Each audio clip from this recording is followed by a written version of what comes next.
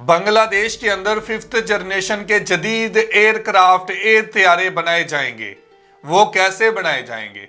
जैसे पाकिस्तान ने चाइना के साथ शराकतदारी की, चाइना के साथ मिलकर JF-17 तैयारे बनाए, इसी तरह बांग्लादेश ने तुर्की के साथ शराकतदारी की है और बांग्लादेश के अंदर अब फिफ्थ जनरेशन के एयरक्राफ्ट बनाए जाएंगे, जंगी तैयारे बनाए जाएंगे।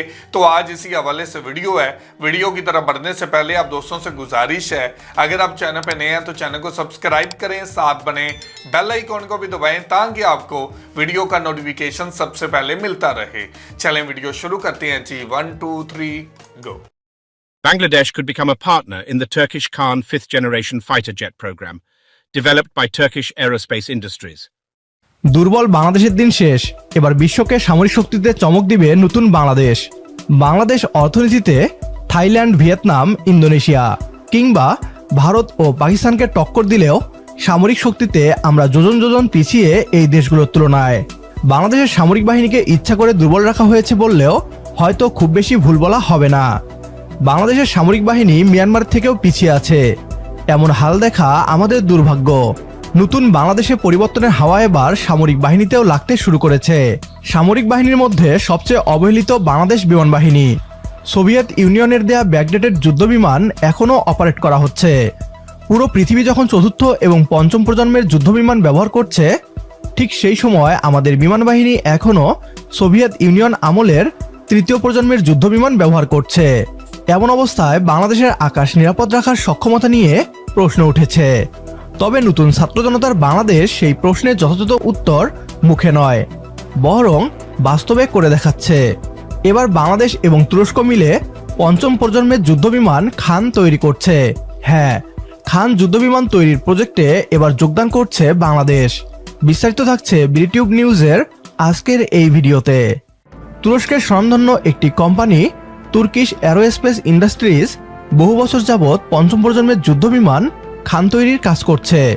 মূলত পশ্চিমা দেশগুলোর উপর নির্ভরশীলতা কমাতেই তুরস্কের এই বিখ্যাত কোম্পানিটি কাজ করছে। পঞ্চম প্রজন্মের এই যুদ্ধবিমান তৈরিতে বাংলাদেশ এবং পাকিস্তানকেও যুক্ত হওয়ার প্রস্তাব করেছিল তুরস্ক।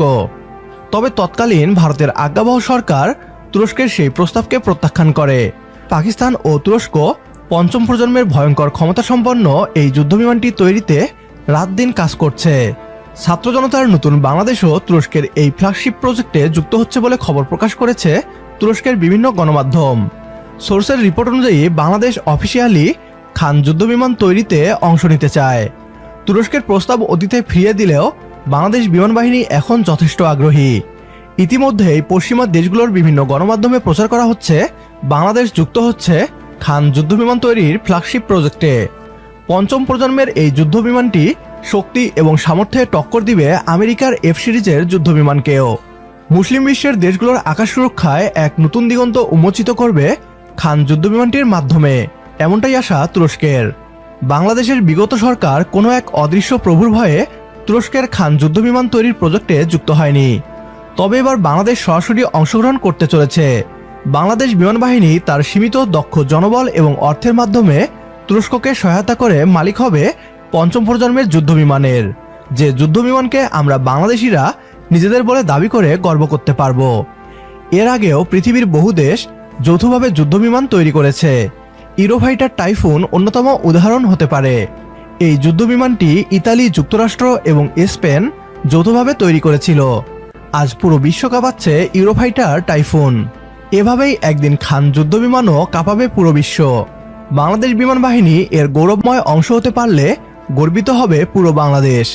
तो जी व्यूवर, ये थी वीडियो और आपने देखा कि किस तरह तुर्की बांग्लादेश के साथ शराकतदारी करने जा रहा है। मुस्लिम ममालिक को ताकतवर बनाने के लिए तुर्की का रोल बहुत अहम है और तुर्की ने हमेशा मुस्लिम ममालिक को वो हथियार दिए जो इनको ज़रूरत थी, जो इनके लिए ताकत का बायस बन सके। और तुर्की ने अब खान जो एयरक्राफ्ट हैं वो बनाने का ऐलान किया और वो बना भी रहा है। फिफ्थ जनरेशन के तैयारे तुर्की ने बना लिए हैं और अब इसकी शराकतदारी की जा रही है और इसकी शराकतदारी बांग्लादेश के साथ भी की जाएगी। और बांग्लादेश के अंदर 5th जनरेशन के जदीद एयरक्राफ्ट बनाए जाएंगे, जिसका सबसे ज्यादा खौफ म्यांमार और भारत को है कि ये तैयारे बांग्लादेश के अंदर क्यों तैयार किए जाएंगे। और जैसे पाकिस्तान ने चाइना के साथ मिलकर JF-17 तैयारे बनाए, इसी तरह तुर्की और बांग्लादेश मिलकर ये 5th जनरेशन के कान तैयारे बनाने जा रहे हैं। जी बिल्कुल, तुर्किश एरोस्पेस इंडस्ट्री ने मिलकर बांग्लादेश के साथ 5th जनरेशन के जो तैयारे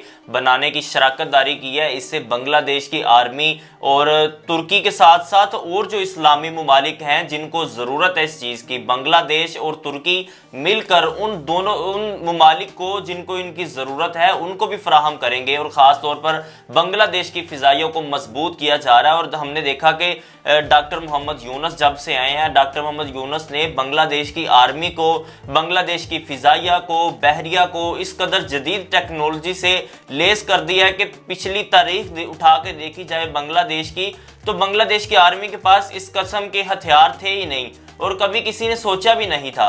और आज जो मुआहिदे तय पाए थे उनको हम काबिल कबूल होता देखा जा रहा है। और ख़ास तौर पर भारत और म्यांमार जो दुश्मन है उनकी नींदें उड़ी हुई हैं कि बांग्लादेश की आर्मी, बांग्लादेश की फ़िज़ाइया और बांग्लादेश की बहरिया इस कदर ताकतवर हो गई है कि अगर दोनों दुश्मन मुल्क मिलकर भी बांग्लादेश के ऊपर हमला करते हैं तो बांग्लादेश के पास इस कदर ताकत है कि इनका मुकाबला कर सकती है। यही वजह है कि बांग्लादेश के ऊपर कभी भारत थोड़ी थोड़ी झड़पें लगाता है, कभी म्यांमार झड़पें लगाता है, असल जंग की तरफ नहीं आ सकते और असल जंग होनी भी नहीं है अब, क्योंकि बांग्लादेश इस कदर ताकतवर हो चुका है। हम लोगों ने देखा कि भारत और पाकिस्तान की कशीदगी भी बड़ी देर से चलती आ रही थी, लेकिन 1971 के बाद कोई एक जंग किसी सूरत में लगी नहीं है, क्योंकि उनको पता है कि पाकिस्तान भी एक एटमी मुल्क है और इस किस्म के हथियार हैं पाकिस्तान के पास, और अब यही सारा कुछ बांग्लादेश के पास है। बिल्कुल, और ये बांग्लादेश की बड़ी कामयाबी है कि बांग्लादेश को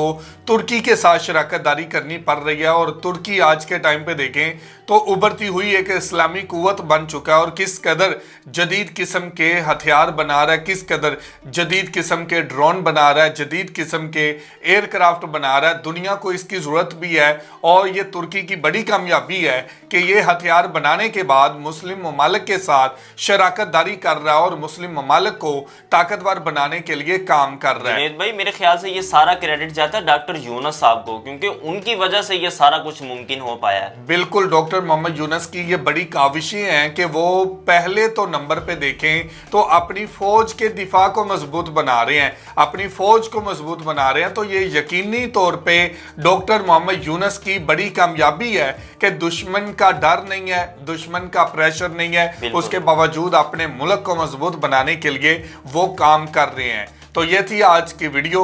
आप इस वीडियो के बारे में क्या कहना चाहते हैं जरूर कमेंट करके हमें बताइएगा। बहुत शुक्रिया।